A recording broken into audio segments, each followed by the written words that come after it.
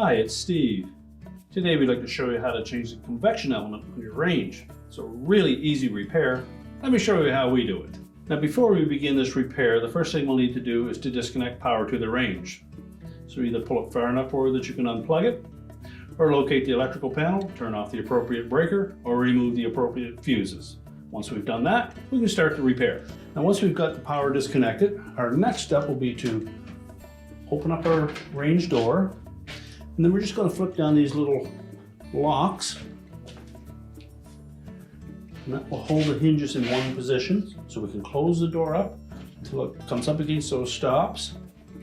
Then while grasping both sides of the door, just tilt it up closer to a vertical position and slide it out of the range. And then we'll set that aside. Well, next we'll pull out the racks and set those aside. Then our next step will be to remove the cover shield over the convection fan and heater assembly. Now with the racks pulled out of the oven and the door out of the way, we have better access to this shield. So next we're going to remove the screws that secure that to the back wall.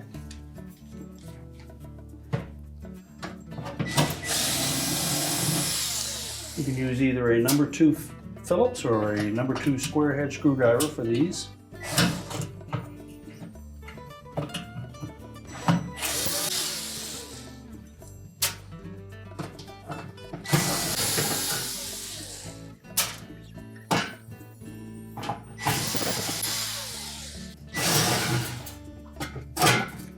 So be sure to support that shield as you remove the last screw.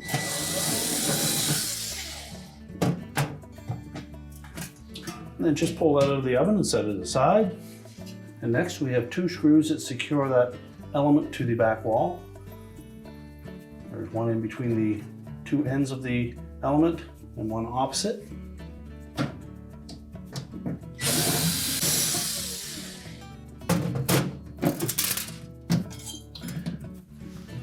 So then just carefully pull that element away from the back wall, allowing the terminals and the wires to pull through the opening. There should be lots of wire there. Next we'll just pull the wires off the end of the terminals. Make sure they don't go back in through the back of the oven.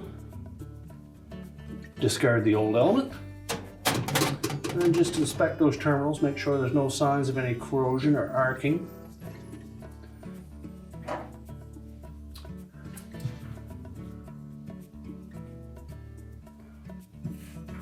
Reinstall those wires on the terminals of the new element.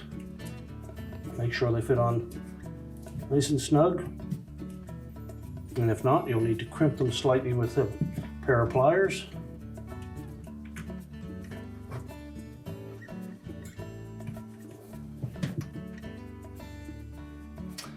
And then we'll carefully fit those wires and terminals back through the opening and through the insulation, trying not to push the insulation out of the way. Reinstall the mounting screws.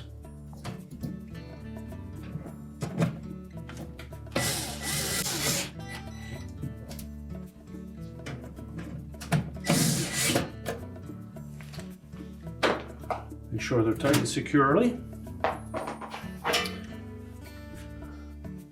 Then we'll reposition that cover.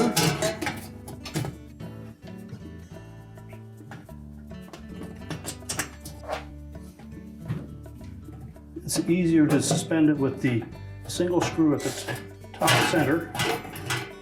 Roughly line up the other holes. We won't tighten that screw just yet. Then put our bottom corners in place.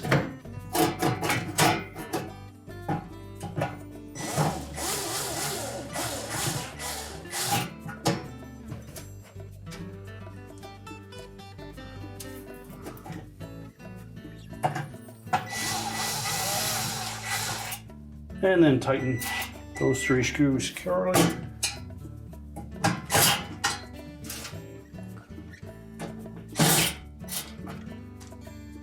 And then install the remainder.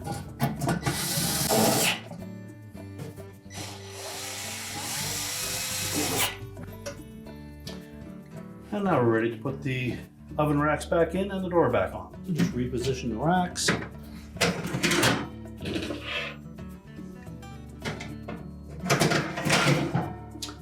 And then we're ready to put the door on. Now when installing that door, we want to make sure that we line up both of those hinges with the corresponding holes in the oven body. Tilt the door up to just being open a few inches. Make sure the hinges engage. Lower the door down. It should go to a flat position. If not, you'll need to reinsert those hinges into the body again. Once it lays flat, we'll simply release those locks.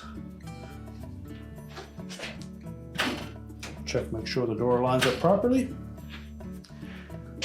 We're now ready to reconnect the power, and your repair is complete.